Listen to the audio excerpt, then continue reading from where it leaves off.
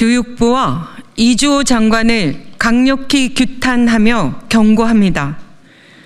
존경하는 국민 여러분, 우리 교육위원들은 오늘 이 자리에서 교육부 장관 이주호에게 강력히 경고하고자 합니다. 대한민국 헌정 질서를 파괴한 12.3 내란 사태의 충격이 가시기도 전에 교육부와 이주호 장관은 국민의 신뢰를 배신하고 있습니다. 국회 교육위원회 전체 회의 불참이라는 직무유기 행위는 단순한 일정 문제가 아니라 내란 공범 세력의 방조자라는 의심을 받을 만한 행동입니다. 교육부는 국민을 위한 교육의 최일선이 아니라 내란 주범들의 도구로 전락하고 있는 것은 아닌지 깊이 우려하지 않을 수 없습니다. 직무유기와 헌법적 책임 방기, 이주호 장관은 사회부총리직을 겸임하며 교육뿐만 아니라 사회적 위기를 극복하는 데 중심적인 역할을 해야 할 책임이 있습니다. 그러나 오늘 열린 국회 교육위원회 전체 회의에 불참한 것은 이 장관이 자신의 직무를 방기했음을 여실히 보여줍니다. 교육부는 12.3 비상계엄 사태와 같은 중대한 역사적 위기 속에서 학생들에게 민주주의와 헌법적 가치를 가르쳐야 할 기관입니다. 하지만 교육부는 지금 침묵과 무책임으로 일관하며 내란 방조자로 전락하고 있습니다. 국민이 교육부에 기대하는 것은 헌법적 책임과 민주주의 수호를 위한 행동이지 침묵과 회피가 아닙니다. 2. 내란 사태에 대한 방조, 12.3 비상계엄과 군의 국회 진입이라는 헌정질서 파괴 행위 속에서 교육부는 어떤 입장을 보였습니까?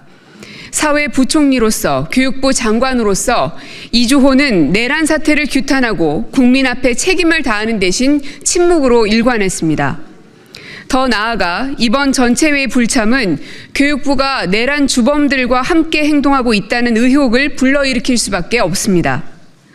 국민의 신뢰를 저버리고 내란 방조자로 의심받는 교육부의 모습은 교육의 본질을 훼손하고 학생들에게 잘못된 메시지를 전달하는 행위입니다. 이것은 교육계의 리더로서 용납될 수 없는 직무유기입니다. 3. 대통령실과의 연계 의혹. 오늘 교육부의 국회 전체회의 불참은 단순한 결정이 아닙니다. 사실상 직무 정지 상태에 있는 대통령실의 개입 가능성이 강하게 의심됩니다. 대통령실의 압력에 의해 교육부가 국회에서의 책임을 회피하고 있다는 의혹은 교육부가 내란 공범 세력의 도구로 전락하고 있음을 보여줍니다. 교육부는 국민의 교육을 책임지는 기관이지 내란 공모 세력의 방패막이가 되어서는 안 됩니다.